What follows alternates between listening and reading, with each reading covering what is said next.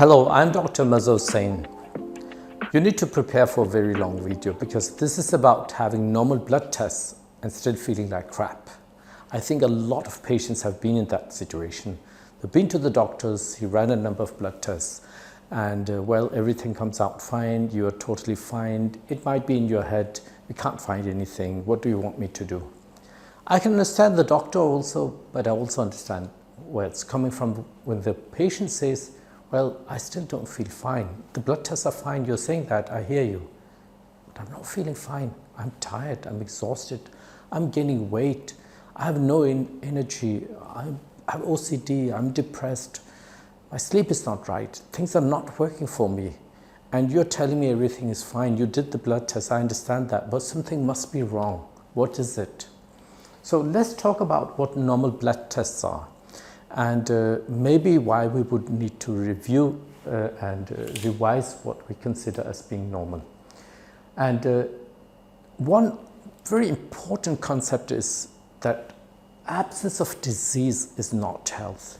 This is a very basic thing that I think everyone should actually understand, at least healthcare professionals. So just because we can't put a name to something, it doesn't mean that you are healthy. You can be unhealthy and don't have a recognized disease. So if you have normal blood tests, it could be you are healthy, but it could very well mean you're still not healthy.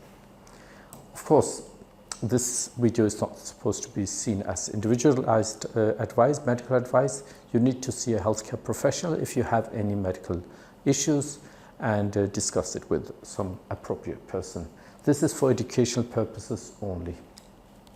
Okay, I'll go through a number of conditions to illustrate what it is I mean when I say that things can be normal and still, blood tests can be normal and still not reflect health.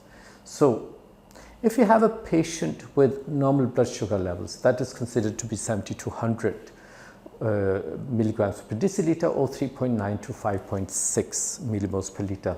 We can also use the HbA1c. If you go above that, you enter the pre-diabetic stage, and if you go even above 126, we consider you to have diabetes. But let's talk about the blood sugar levels between 70 to 100 that are normal. You go to the doctor, he checks your blood sugar level. It's between 70 to 100 and it's between 3.9 to 5.6 millimoles per liter. Now the question is, anything in this range should be considered healthy, and that's probably what most healthcare professionals will do. They'll say you're 71, perfect. You're 79, just perfect. 82, we are happy. 94, we're still very happy. 99, we are kind of happy still, okay? You do not fulfill the criteria for prediabetes or diabetes, so you're fine. But the question is, having a blood sugar reading of 70 milligrams per deciliter, is it equally as good as having 90? Is 77 milligrams per deciliter at age 21, is it really equally as good as having 97 at age 48? Don't we see a development happening? Don't we see something is going on here? You go from 77 and you are now at 97. Is that just perfectly fine? And maybe both your parents are diabetic. You're now 48 years old. You used to have a blood sugar of 77. Your both parents are diabetic. In the past 10 years, you've gained weight. And the doctor is saying, well, it looks fine. I'm seeing your blood sugar is less than 100. It's normal. Don't worry about it. Does it have any relevance if you had a fasting blood glucose level of 4.8 8 years ago? And now it's 5.5. Should we take any kind of action? Should we give you any other advice? The same, of course, goes with HbA1c. If you see a change in HbA1c, is it cause for concern or is it not?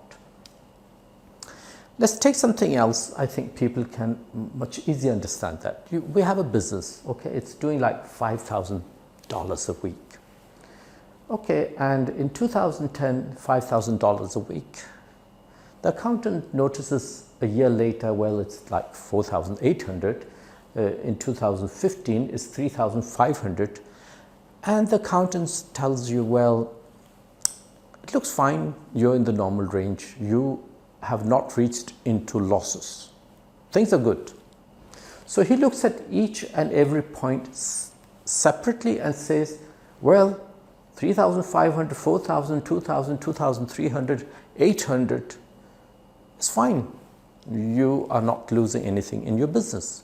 But I think everyone would say, okay, look, we started off with $5,000 a week. And at some point we've reached 4,000, 3,000, 2,000, 1,000. Why would the accountant not tell you that we are not happy with that? Is it okay with a profit of 5,000 at some point, and a few years later it's less? Is it equally good to have 5,000 as having $1,000 a week? Is it equally healthy business? Would we invest in it as long as it doesn't give any losses? Okay, when should we start to get concerned going from 5,000 to 4,000? Or should we get concerned from going from 1,000 to minus 300? Is that the right time? Or should we actually get concerned much earlier? Would we look at the trends that indicate that this business may not be super healthy? Would we want to, at an early stage, find out what is going on? Is it the competitors? Is our product not doing well? Is it the quality? Is it the reputation? Has there come a new technology in the market? Is it some illoyal employees? What is happening? Why is this development going on? We want to know. We are not just going to wait for the losses to be present and then say, well, we need to do something about this. We want to know. And we don't want to just come back if it gets any worse. If you go from 5,000 to 4,000, well, you're not in losses, come back if it doesn't get any better. All right, 3,000, well, you're still not in losses. Let me know if it gets any worse. Well, it's 2,000. Well, you're still not in losses. I think you get the drill. So if we look at the way we see diabetes or the development going from diabetes, from not having diabetes to diabetes is like normal blood sugar levels to pre-diabetic blood sugar levels to diabetes. That is how we see it. But the question is, why are we leaving out the 10, 15, 20 years where you have insulin resistance? Why don't we look at this period and see how is your insulin resistance developing in these years? Why are we not looking at that? You won't just go from being healthy to being pre-diabetic. It doesn't happen like that. It's not like one day you were perfectly fine and the next day you were pre-diabetic and all of a sudden, as a huge surprise, you go from pre-diabetes to diabetes. Simply does not happen. Okay. We know from studies that glucose levels higher than 86 is associated with higher risk of complications.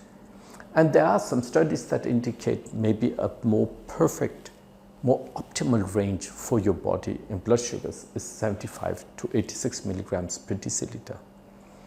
That might actually be a level where you have the least chances of developing any issues in the future and having the complications that can be associated with higher blood sugar levels.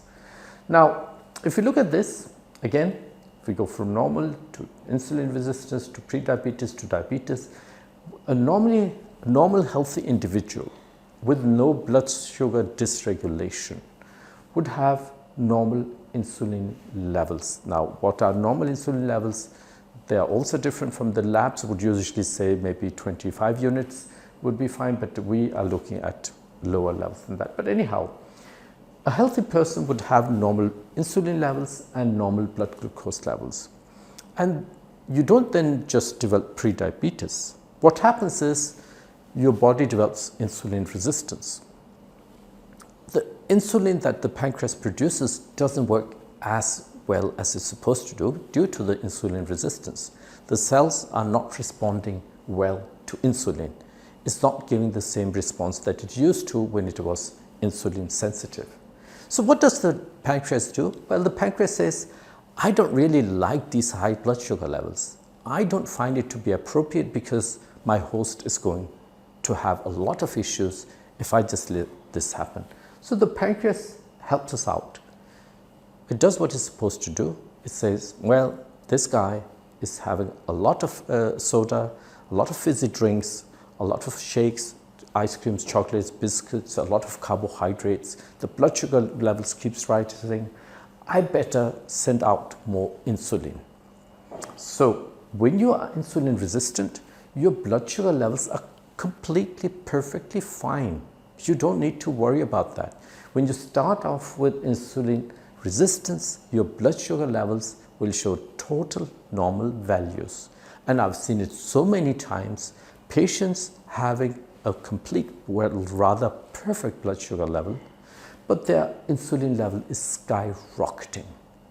We are already on the way towards diabetes, and we are talking about maybe 5, 10, 15, 20 years before you develop diabetes. At that point, a very minor change in your lifestyle or micronutrients, just taking maybe sufficient amount of vitamin D and maybe walking just half a kilometer and a day more might actually bring you out of that insulin resistance, because this is very early stages. Now, what happens then? At some point, your pancreas says, look, this is the maximum I can produce in insulin. I'm doing whatever I can. I've been ever increasing it since you started off with insulin resistance. I have keep increasing the insulin output. I really can't manage anymore. It's not possible for me to do anything more than this.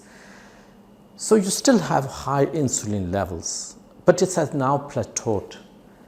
And what happens then?